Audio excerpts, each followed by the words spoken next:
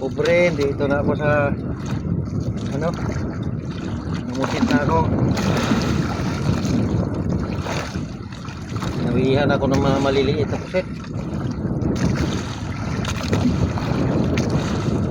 Pain ko na lang ito sa ano, madlas. Tapos padlasan niya yun. Meron ako na ano, nahuli na 5 piraso, pang-anim na ito. Mamadlas ako to sa nasa na isda.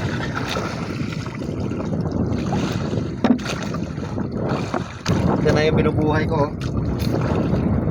6 na piraso. Buhay ito, maliliit. Punta na ako doon mga friends.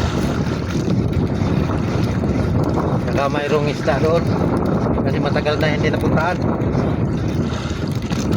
Balik ako mamaya mga friends pag ano, pag nandun ako, baka makahuli tayo ng isda doon. Hanggang dito na lang muna. Maraming salamat.